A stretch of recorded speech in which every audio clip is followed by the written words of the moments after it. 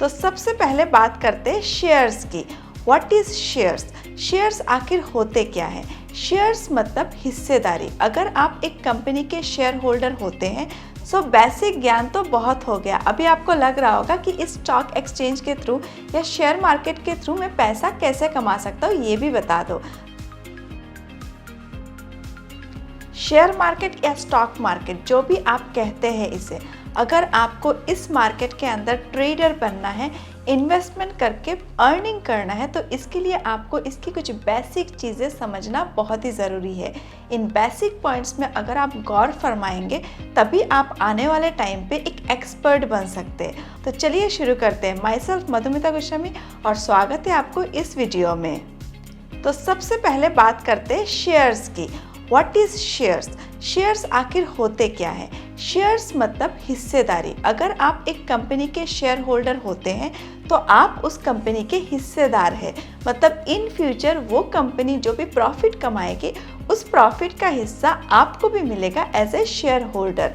और बहुत सारे लोग अपनी जो पैसा है, अपनी जो मनी है उसको इन्वेस्ट करते हैं और डिफरेंट कंपनी के शेयर्स को खरीदते हुए शेयर होल्डर बनते हैं और वहाँ से वो इनकम करते हैं। तो शेयर्स का मतलब ही होता है किसी भी कंपनी के अंदर हिस्सेदारी होना।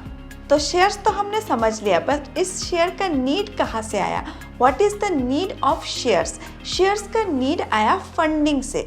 कोई भी कंपनी अगर आपको चलाना है, जो भी उसके चालकदार है उनको अगर उस कंपनी को चलाना है तो उसके लिए उनको फंडिंग की ज़रूरत पड़ता है। मार्केटिंग के लिए, डिफरेंट मैन पावर की कॉस्टिंग को आगे निकालने के लिए, ऐसे बहुत सारे ज़रूरतें होती है एक कंपनी की और उसके लिए उन कंपनीज़ को फंडिंग की ज़रूरत पड़ता है। और सबसे अच्छा फंडिंग आता है जब आप कंपनी के अंदर शेयर होल्डर्स को लेके आते हैं, उनको आप शेयर्स देते हैं और बदले में फंडिंग आता है जिससे वो कंपनी आगे बढ़ता है, प्रॉफिट कमाता है, आगे एक स्टेबलाइज कंपनी में कन्वर्ट होता है आने वाले टाइम पे।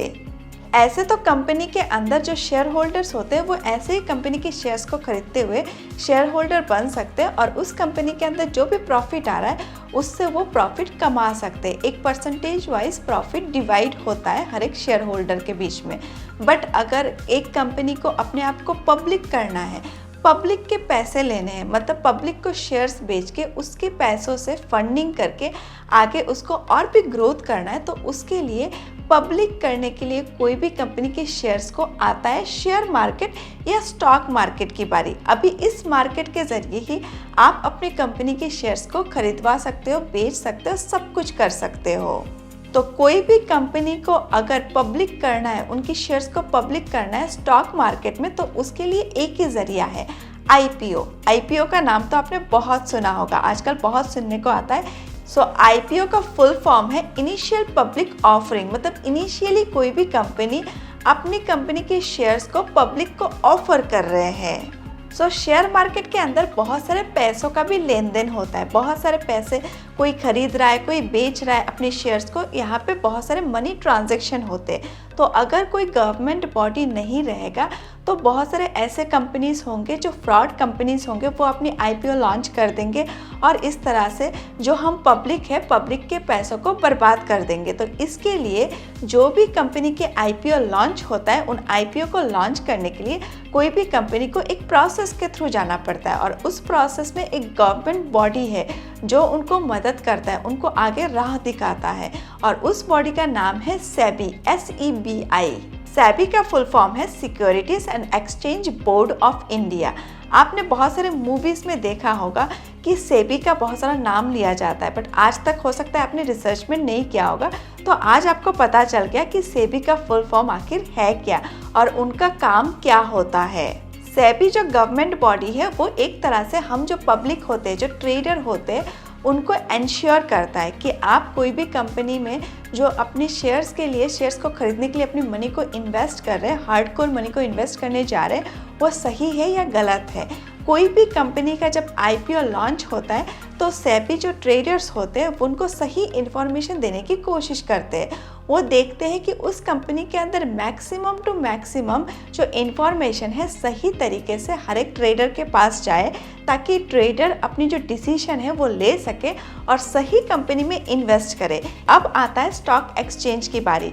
स्टॉक एक्सचेंज दो तरीके की होती है, बॉम्बे स्टॉक एक्सचेंज मतलब BSE और नेशनल स्टॉक एक्सचेंज मतलब NSE। इन दोनों के बारे में तो आपने बहुत सुना होगा।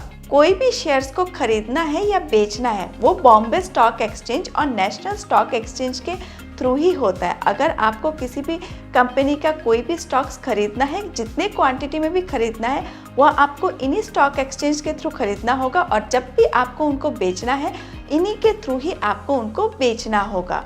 और ये जो NSE और BSE है, ये जो पब्लिक हॉलीडेज है इसमें काम नहीं करते और मंडे टू फ्राइडे ही इनमें काम होता है। बेसिक ज्ञान तो बहुत हो गया। अभी आपको लग रहा होगा कि इस स्टॉक एक्सचेंज के थ्रू या शेयर मार्केट के थ्रू मैं पैसा कैसे कमा सकता हूँ, ये भी बता दो। तो ये भी मैं आपको बता देती हूँ। एक बेसिक सा ज्ञान है कि अगर आप किसी भी शेयर्स को सस्ते भाव में खरीदते हैं और महंगे भाव में बेचते हैं तो इससे आप फ़ायदा कमा सकते हैं।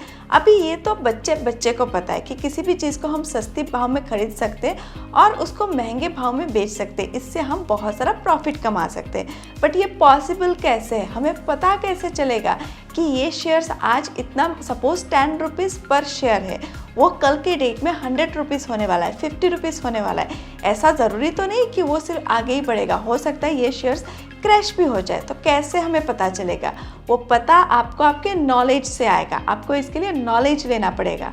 इसके लिए कोई भी शॉर्टकट नहीं है, आपको उसका नॉलेज अच्छे से लेना पड़ेगा। उसके लिए आपको टाइम देना पड़ेगा, सीखना पड़ेगा, प्रोसेस के थ्रू जाना पड़ेगा। अगर आप किसी भी चीज़ में, किसी भी फील्ड में नॉलेज लेते तो वो आपको आगे बढ़ाता है। ऐसे ही है शेयर मार्केट। शेयर मार्केट में आपको टाइम देके हर एक चीज़ों को, हर एक गुत्थी को, छोटी छोटी पॉइंट्स को बारीकी से चेक करना पड़ेगा, समझना पड़ेगा और उसी की एनालाइजमेंट के हिसाब से ही आप ये आइडिया लगा पाएंगे कि आज जो आप शेयर्स खरीद रहे हो वो कल आपको कितना फ़ायदा दे सकता है।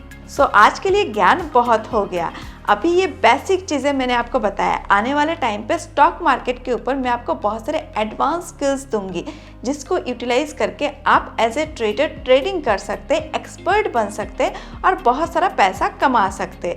तो अगर आपको इस वीडियो से कुछ वैल्यू मिला है तो इस वीडियो को लाइक, शेयर एंड सब्सक्राइब ज़रूर करिए। तो मिलते हैं बहुत जल्द एक नई वीडियो के साथ। तब तक के लिए सीखते रहिए, आगे बढ़ते रहिए। धन्यवाद।